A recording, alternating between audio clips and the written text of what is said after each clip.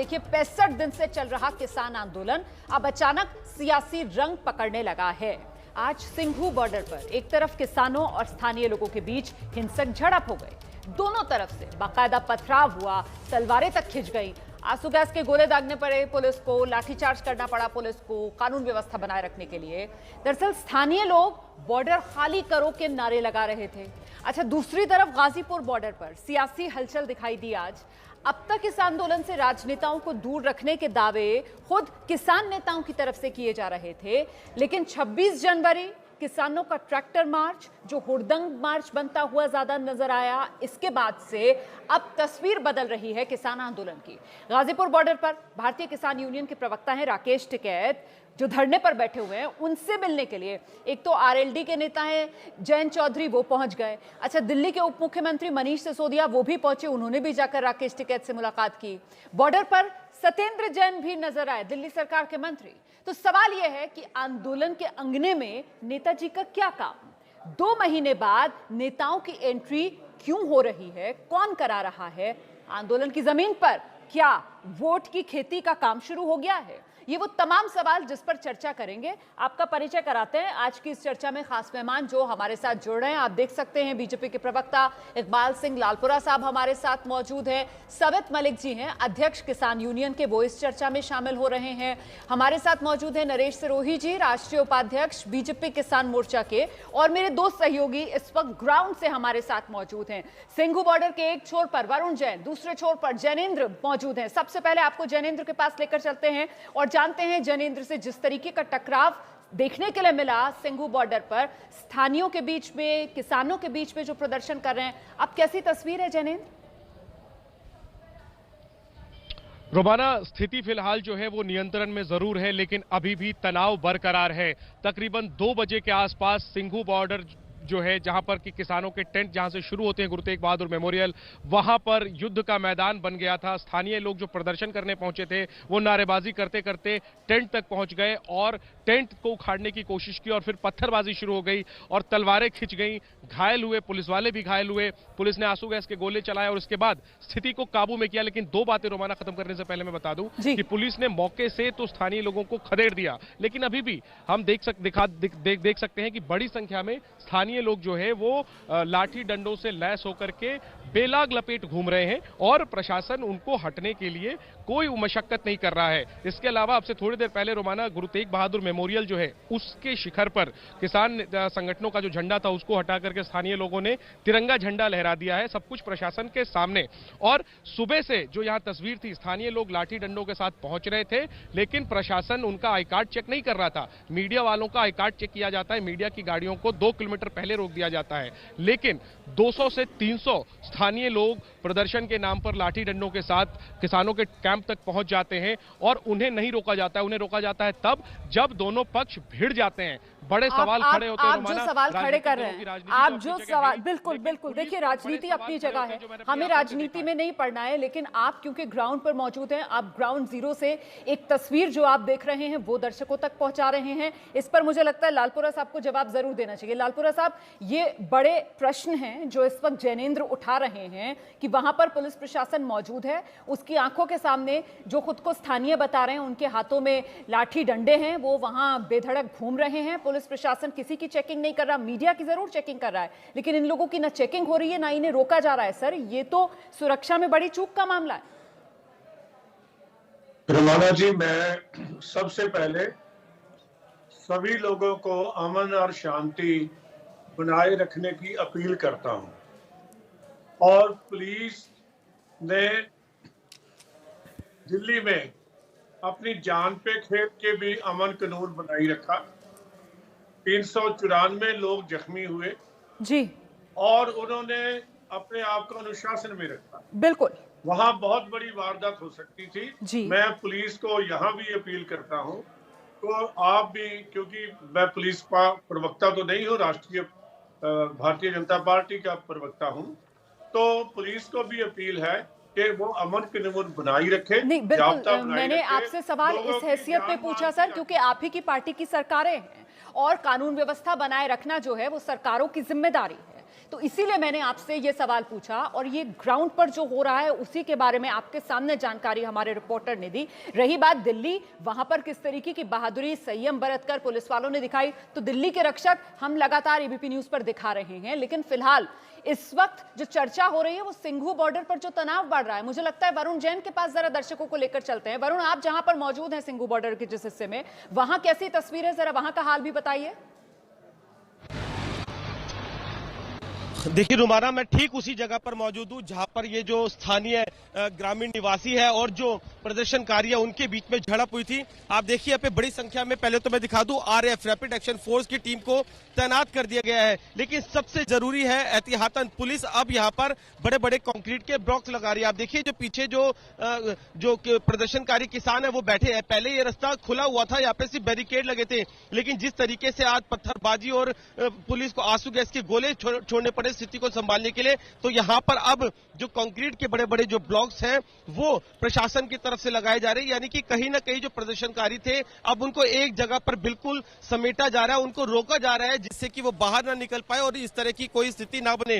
रुमाना, एक बात और मैं बता दूं, जैसा कि मेरे एक सहयोगी का कहना था कि जो स्थानीय ग्रामीण थे वो यहाँ तक पहुंचने में कामयाब हुए, तो पुलिस के कुछ अधिकारियों का कहना है कि कुछ संख्या में जो ग्रामीण थे उनको यहाँ पर भेजा गया, इसलिए भी भेजा गया था क्योंकि वो इन प्रदर्शनकारी किसानों से बातचीत करना चाहते थे, क्योंकि वो पिछले 2 महीने से थक चुके हैं, परेशान हो चुके हैं, उनके काम धंधे पूरी तरीके से चौपट हो चुके हैं। तो इसलिए वो यहाँ पर आगे आए थे बात करने के लिए कि उनको समझा सके, उनको मना सके कि अब वो फिलहाल यहाँ से जो रास्ता है खाली कर दे। लेकिन जो ग्रामीण है उनका आरोप है कि बात तो उन्होंने करी नहीं, लेकिन प्रदर्शनकारियों की तरफ से अचानक से हमला हो गया और अब आगे कुछ इस तरीके की घटना ना घटे। तो आप देख सकते हैं इलाके में इधर आसपास रैपिड एक्शन फोर्स पुलिस की कई कंपनी तो तैनात है ही, साथ ही जैसा कि अभी हमने अपने दृश्यों में दिखाया कि पूरी तरीके से जो अब है यहाँ पे ब्लॉकिंग की जा रही है कि जिससे इन कंक्रीट के ब्लॉक्स में से कोई बाहर ना निकल पाए और इस तरह की जो घटना जो आज हुई है वो दोबारा ना हो। जी रुमाना। तो ये सिंघू बॉर्डर का वो इलाका जहां पर टकराव हुआ था, उस जगह से वरुण जैन हमें रिपोर्ट दिखा रहे थे और वरुण बता रहे हैं वहां पर किस तरीके की मुस्तैदी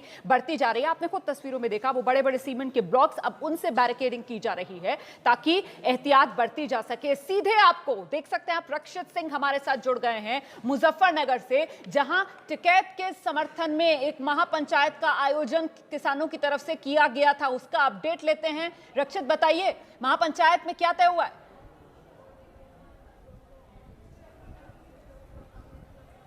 देखिए, महापंचायत में अभी कोई निर्णय नहीं हुआ है क्योंकि नरेश टिकैत जो कि भारतीय किसान यूनियन के अध्यक्ष हैं, राष्ट्रीय अध्यक्ष हैं, उनका अभी तक भाषण नहीं हुआ है। तमाम जो अन्य नेता हैं, स्थानीय नेता हैं, उन सब की भाषणबाजी चल रही है। लेकिन आपको सीधी तस्वीरें दिखाते हैं। भीड़ देखिए कितनी जबरदस्त है।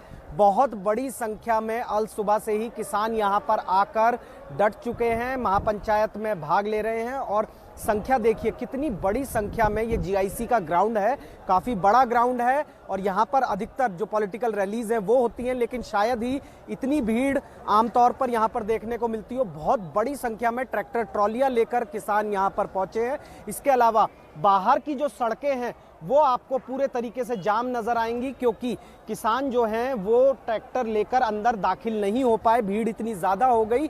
तो इसीलिए बाहर तक लगभग यहाँ से महावीर चौक जो है 300 से 400 मीटर की दूरी पर होगा, महावीर चौक पूरा पैक है। उसके अलावा मुजफ्फरनगर के शहर के अंदर भी ट्रैक्टर ट्रॉलियां हैं बड़ी संख्या में। तो कुल मिलाकर किसानों का बड़ा जमावड़ा जो है वो आज मुजफ्फरनगर में राकेश टिकैत के कल भावुक होने के बाद में भावुकता वाली जो अपील हुई थी उसके चलते ये इतनी बड़ी संख्या में किसान जो है आज मुजफ्फरनगर में जुटे हैं। लेकिन आखिरकार यहाँ पे क्या कुछ मुझे लगता है ये लगातार जरा तस्वीरें दिखाते रहिए और ये भी बता दीजिए कि ये राकेश टिकैत के आंसुओं का जो सैलाब है उसी में बहता हुआ ये जन सैलाब आया है क्या? अभी तक इस मन से जिस तरीके के भाषण हुए हैं नेताओं के, और क्या उनमें कुछ राजनेता भी मौजूद हैं, उससे क्या यही समझ बन रही है?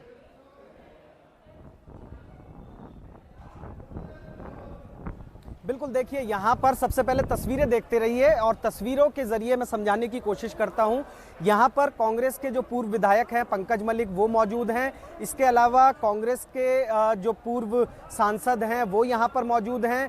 राष्ट्रीय लोकदल की तरफ से जयंत चौधरी यहाँ पर पहुँचे हुए हैं। तो सभी ने जिस तरीके से समर्थन राकेश टिकैत को कल भावनात्मक जो उनके आंसू बहे थे उसके बाद में जिस तरीके से अपील की थी, उनको समर्थन दिया था। सबसे पहले चौधरी अजीत सिंह ने फोन किया था राकेश टिकैत को और अब जयंत चौधरी जो है वो खुद यहाँ पर पहुंचे हैं। सुबह में जो गाजीपुर बॉर्डर है वहां पर भी पहुंचे थे और उसी का असर है कि इतनी बड़ी संख्या में यहाँ पर किसान इकट्ठा हुए हैं। अब आगे की क्या कुछ रणनीति बनती है, आप रहिए मेरे मंच साथ, से आप क्या रहिए ऐलान मेरे होता साथ, है, जी। इसी पर अब सबकी निगाहें नजरें टिकी हुई हैं। बिल्कुल, आप रहिए मेरे साथ। मुझे लगता है जल्दी से एक रिएक्शन हम साबित मलिक जी से लेंगे। साबित मलिक जी, ये जिस तरीके से किसान आंदोलन, जिससे पहले कहा जा रहा था कि इसमें नेताओं का साथ हमें नहीं चाहिए, किसान अपने दम पर ये आंदोलन करेंगे, क्या रणनीति बदल रही है सर? क्योंकि अब तो नेता यहाँ पर नजर आ रहे हैं आप लोगों के मंच पर।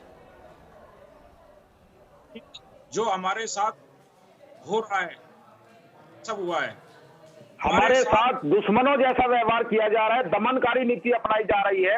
हमारे खुद के संगठन का बड़ौद में धरना चल रहा था, वहां पर 11 बजे रात को पुलिस पहुंचती है, हमारी बत्ती काट देती है और जानवरों की तरह लाठी मारी जाती है। उसमें यह नहीं देखा जाता कि किस उम्र का आदमी है, कहाँ लग रही है, किसी की आंख में चोट है, किसी के शरीर में चोट है। ये कल के रात की मैं घटना बता रहा हूँ, आपके टीवी स्क्रीन पर भी विजुअल चल रहा था। तो जो हुड़दंगकारी थे, जिन्होंने गलत काम किया है, जिसने देश को शर्मनाक किया है, उनसे कोई मतलब नहीं सरकार को, उनको पकड़ नहीं पा रही, उनको ढूंढ नहीं पा रही। लेकिन जो निर्दोष किसान है उनके ऊपर लाठियां मारी जा रही है। ये उसी का नतीजा है जो आज ये महापंचायत हो रही है। यही काम कल गाजीपुर बॉर्डर पर करने का प्रयास किया गया, यही काम आज सिंधु बॉर्डर पर करने का प्रयास किया गया। जी ठीक है, आप लोग जो प्रयास कर रहे हैं उसके बारे में आप बता भी रहे हैं लगातार देश को। मैं बस ये जानना चाह रही थी कि क्या आप लोगों ने अब अपनी रणनीति बदल ली है? अब आपको नेताओं का साथ चाहिए? खुले तौर पर आप लोग ये कह रहे हैं विपक्ष के नेताओं से जो समर्थन आप लोगों को दे रहे थे, लेकिन आप ही लोगों ने दूरी बनाई हुई थी, अब आप लोगों को चाहिए उनका समर्थन? देखो, मरता क्या नहीं करता, जब हमारे साथ में ऐसी हिंसाएं हो रही है, हमको मारा जा रहा है, कूटा जा रहा है, हम अपनी जान बचाने के लिए क्या करेंगे? हमको जो भी अब समर्थन देगा हम सबका समर्थन लेंगे। ठीक है सर, ठीक है। तो कुल मिलाकर किसानों की ये रणनीति यहाँ से बदलती हुई, आप देख सकते हैं अलका लांबा भी हमारे साथ जुड़ गई हैं, हमारे साथ बाकी सभी खास मेहमान बने हुए, नरेश सिरोही जी, इकबाल सिंह लालपुरा साहब। अलका जी, क्या लग रहा है आपको, जिस मोड़ पर इस वक्त किसान आंदोलन है, क्या राजनीतिक नेतृत्व इस वक्त किसान आंदोलन की जरूरत बन गया है? गाजीपुर बॉर्डर में खुद उपस्थित हूँ, आप समझ रही हैं, और मुझे कितने मीलों, निहत्थी थी, कोई हथियार नहीं, समर्थन में आई थी, मीलों पैदल चलना पड़ा और पुलिस ने सारे रास्ते बंद किए। हम पूछना चाहते हैं सिग्गू बॉर्डर में यहाँ शांति है, यहाँ कुछ नहीं है, और लोग समर्थन देने मुजफ्फरनगर में जो पूरा पंचायत चल रही है और आसपास के लोग समर्थन में आ रहे हैं, लेकिन सिग्गू बॉर्डर पर जो कुछ भी हो रहा है, पूछना चाहते हैं हथियारों से लैस गुंडों को क्यों 2-3 किलोमीटर पर रोककर ये जो हिंसा हो रही है उसे रोका जा सकता था?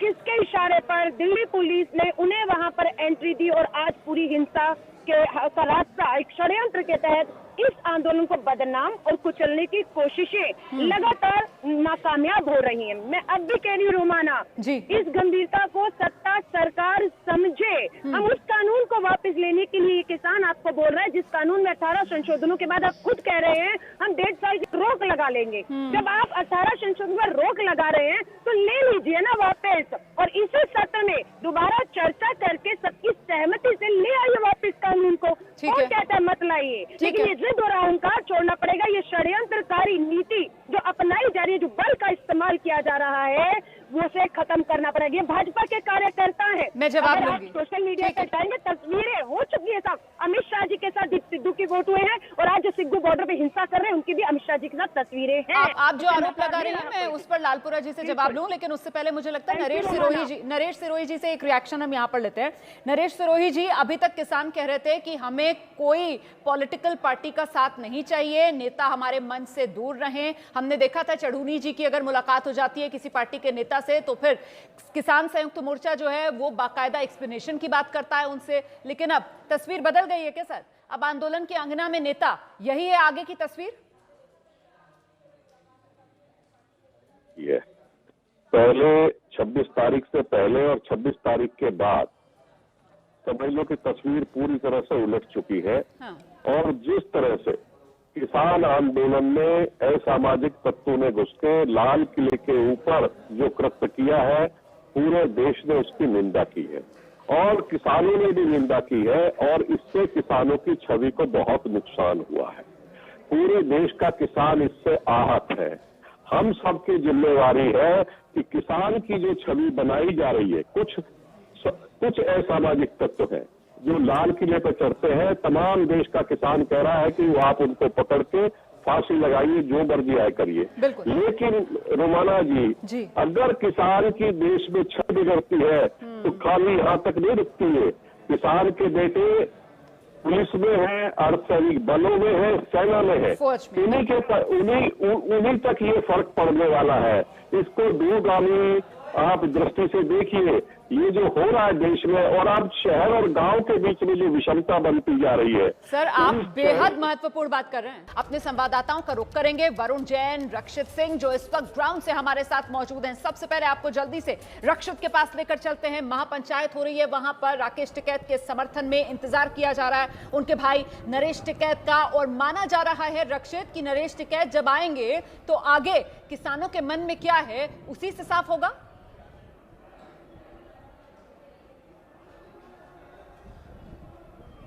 देखिए, बिल्कुल, जब नरेश टिकैत आएंगे तो जो पंचायत, महापंचायत में जो फैसला लिया जाएगा उसके बारे में बताएंगे। लेकिन फिलहाल तस्वीरों में आप देख सकते हैं कि बड़े संख्या में जो किसान हैं वो यहाँ पर इकट्ठा हैं, मंच से भाषण दिए जा रहे हैं, और बहुत बड़ी तादाद में जो किसान हैं वो यहाँ पर आज महापंचायत में एकजुट हुए हैं, यहाँ पर आए हैं। और ये पूरा का पूरा वाकया बदला है कल रात से, जब राकेश टिकैत का एक भावनात्मक अपील वाला वीडियो आता है, और वीडियो इतनी तेजी के साथ वायरल होता है कि रात में ही सिसौली में भी एक बड़ी पंचायत होती है, वहां पर बड़ी संख्या में किसान जुटते हैं, और उसके बाद में ऐलान होता है कि 11 बजे जीआईसी ग्राउंड पहुंचे। और जीआईसी ग्राउंड की ये तस्वीरें आप देख सकते हैं, और साथ ही साथ पूरे मुजफ्फरनगर शहर के अंदर ट्रैक्टर ट्रॉलियों का पूरा रेला है, कई रोड जो हैं वो पूरी तरीके से जाम है। तो राकेश टिकैत की जो भावनात्मक अपील थी उसका असर हुआ है, और वो असर इस भीड़ के रूप में दिख रहा है। न सिर्फ मुजफ्फरनगर बल्कि आसपास के तमाम जिलों से किसान यहाँ महापंचायत के लिए जुटे। मैं आपको रोक रही हूँ, इस वक्त बड़ी खबर आ रही है कांग्रेस की तरफ से प्रेस कॉन्फ्रेंस। राहुल गांधी पहुंचे हैं इस प्रेस कॉन्फ्रेंस को संबोधित करने के लिए।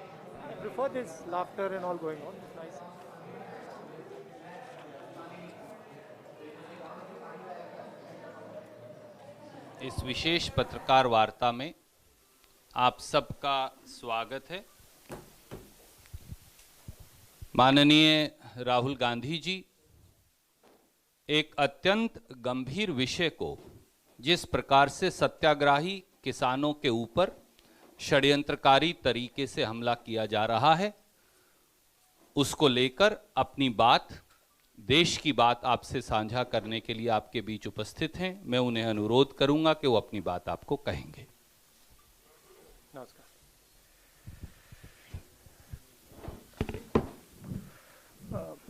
Namaskar. Good afternoon. All of us are aware of what is going on with regards to the farmers' protest. And I just want to make a couple of things clear to the younger people, men and women of this country. It's important that you understand what these three laws are. So I'm going to repeat it. The first law destroys the mandi system, destroys the agricultural markets of this country.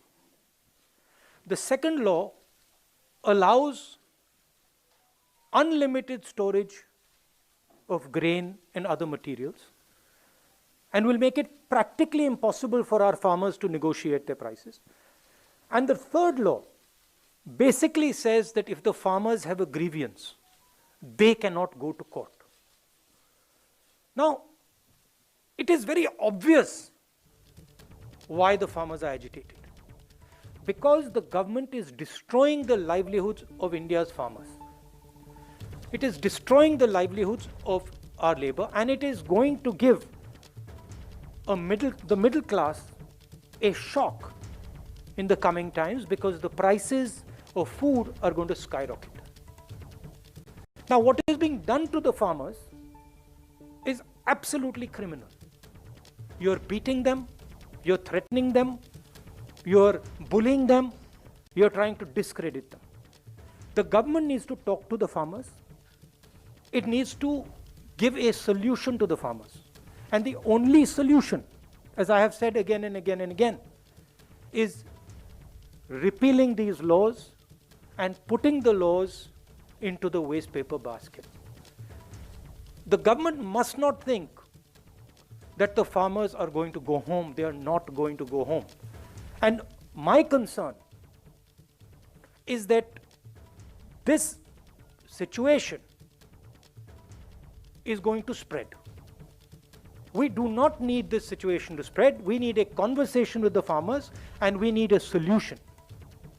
So that is broadly what I wanted to say. Hindi में बता देता हूं और देश के युवाओं को मैं कहना चाहता हूं, ये जो 3 कानून हैं इनको समझने की जरूरत है। पहला कानून है जो हिंदुस्तान के मंडी सिस्टम को, एग्रीकल्चरल मार्केट्स को खत्म कर देगा, नष्ट कर देगा। दूसरा कानून है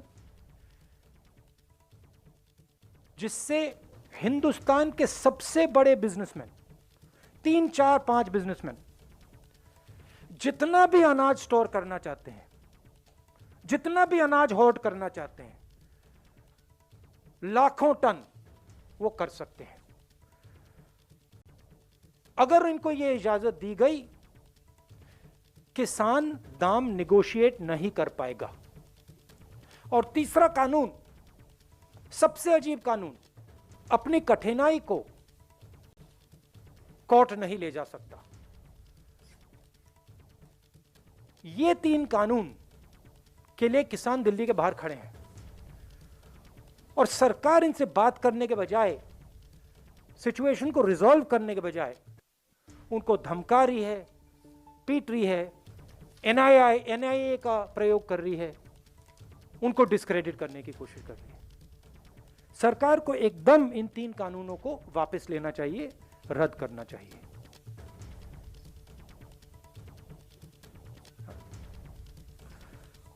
और आज जो हो रहा है शंभू बॉर्डर पे, जो सरकार इन पे आक्रमण कर रही है, को मार रही है, ये बिल्कुल गलत है।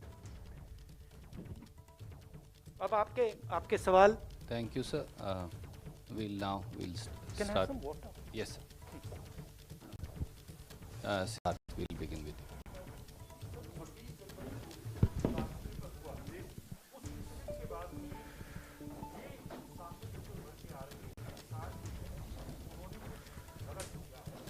आप मुझे एक बात बताइए, किसानों को, 50 किसानों को रेड फोर्ट के अंदर किसने जाने दिया और क्यों जाने दिया? क्या होम मिनिस्ट्री का काम नहीं है कि रेड फोर्ट पे इनको नहीं जाना चाहिए, अलाउ करना चाहिए? उसके लिए कौन जिम्मेदार है? सीधी सी बात है, उनको क्यों अंदर जाने दिया, किसने अंदर जाने दिया? होम मिनिस्टर से जाके पूछिए, और उसके पीछे क्या आइडिया था, किस प्रकार अलाउ किया गया, वो भी पूछ लीजिए। Sanjeev.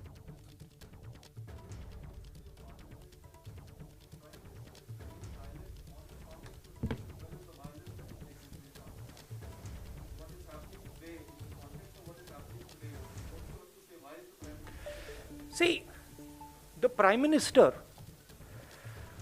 as I said in a speech in in Kerala, this is the biggest transfer of wealth.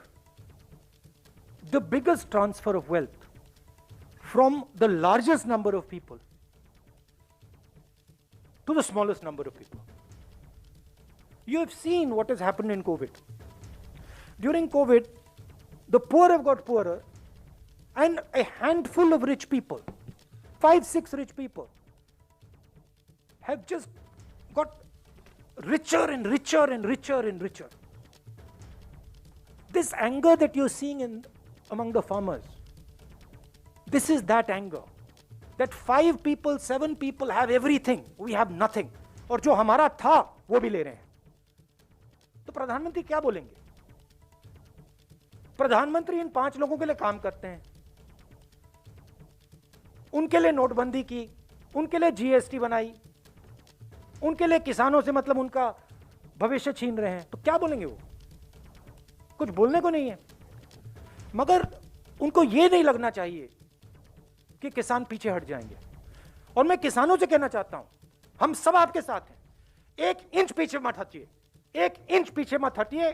ये आपका भविष्य है, इसके लिए आप लड़िए। तो किसानों के समर्थन में राहुल गांधी की ये प्रेस कॉन्फ्रेंस, सीधे सीधे राहुल गांधी सरकार से मांग कर रहे हैं कि तीनों कृषि कानून सरकार वापस ले, उन्हें रद्द करे, किसान पीछे नहीं हटेगा। किसान आंदोलन के अंगना में नेताजी, अब तो साफ हो गया है। कुछ ही देर पहले राहुल गांधी की प्रेस कॉन्फ्रेंस और जिस तरीके से कांग्रेस तेवर दिखा रही है, साफ कर रही है कि कांग्रेस किसान आंदोलन में किसानों के साथ है। मुझे लगता है लालपुरा जी को आना चाहिए, बीजेपी के प्रवक्ता हैं इकबाल सिंह लालपुरा साहब। ये तो ऐसा लग रहा है जैसे सरकार ने रास्ता बना कर दिया है विपक्ष को किसानों के मंच तक पहुंचने का। रमाना जी, बात यह है कि राहुल गांधी जी पहले दिन से ही किसानों के आगे लगे हुए हैं। पंजाब में ट्रैक्टर पे सोफा लगा के ये और कैप्टन अमरिंदर सिंह किसानों को उकसा रहे थे। दूसरी बात, आज भी जब ये सिंघू बॉर्डर पे या दूसरी जगह बैठे हैं जी, पंजाब का कोई गांव नहीं है जहां कांग्रेस ने अपने वर्कर ना भेजे हो। ठीक है, या और बारी बारी आ रहे हैं, जा रहे हैं। दूसरी बात, तीसरी बात, राहुल गांधी जी के बारे में लोग अनेक बातें करते हैं। मुझे लगता है जब वो बोलते हैं अपने आप को साबित कर देते हैं कि लोग ठीक ही कहते हैं। लेकिन सर, मैं आपकी बात से पूरी तरीके से सहमत होती हूँ। जो आप कह रहे हैं कि साहब किसानों को उकसाने का काम कांग्रेस कर रही है, भाई पंजाब के अंदर तो आपके साथी अकाली वो आपसे अलग हो गए सर। और साबित मलिक साहब जो है वो इस चर्चा में आना चाह रहे थे। इससे पहले मैं अलका लांबा के पास चलूं। साबित मलिक जी जल्दी से आइए, अपनी बात रखिए प्लीज। समय देखिए, मेरे पास समय कम है, समय मेरे पास कम है। अधिकार छीन लो और कोई हमारे साथ खड़ा ना हो। कोई भी हमको रात में मारे, अंधेरे में पीटे, हमारे बिस्तर चोरी करने जाए, सब कुछ करने, कोई हमारे लिए ना बोले। नरेश सिरोही जी हमारे साथ हैं, आप इनसे पूछ लो। अगर आज भी केंद्र सरकार सिरोही से सलाह ले ले, उनको पता लग जाएगा पश्चिमी क्या करने वाला है। आपकी सरकार सिरोही जी से पूछ लो। अब ये हमारे बड़े हैं, बुजुर्ग हैं, इनसे सलाह ले ले और पता कर ले कि आपने ऐसे किसानों को मार रहे हैं और अपने गुंडे भेजकर, अपने विधायक भेजकर अभी सिंधु हमारे सामने अपने गुंडे भेज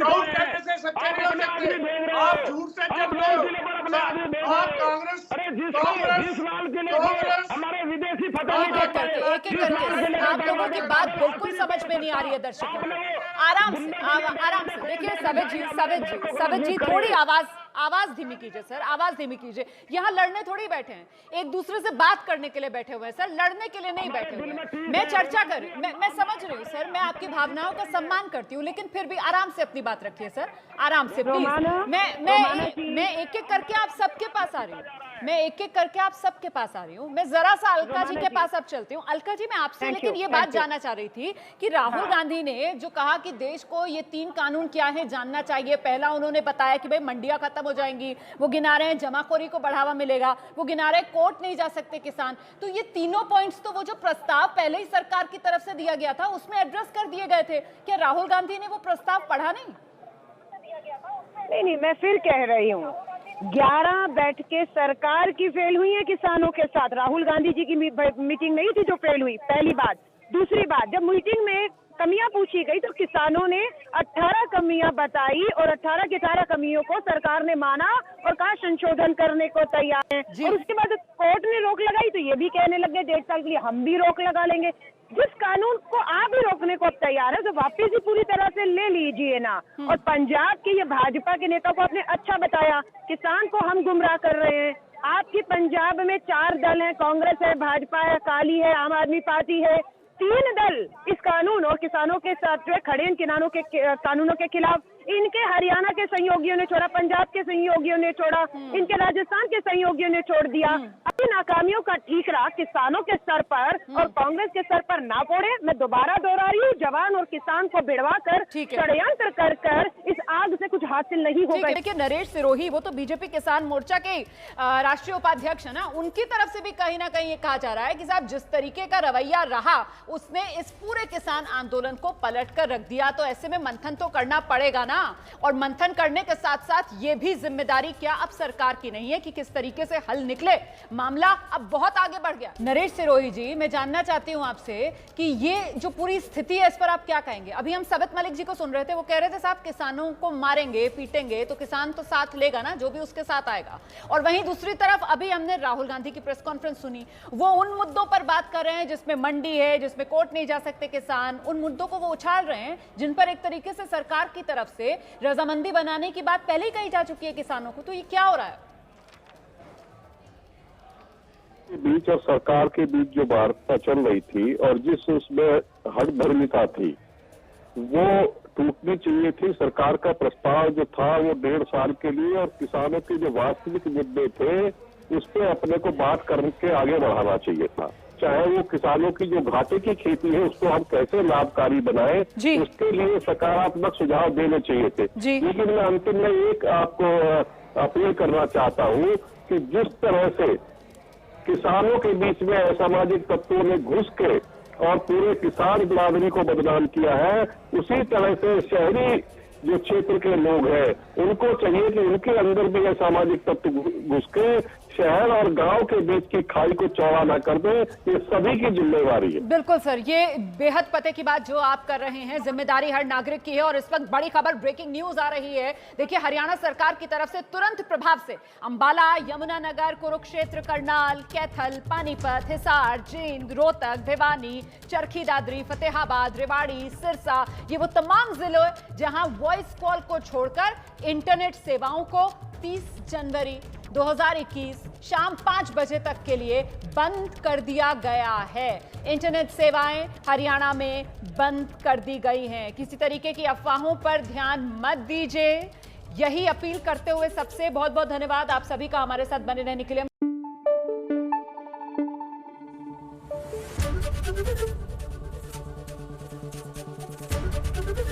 एबीपी न्यूज आपको रखे आगे।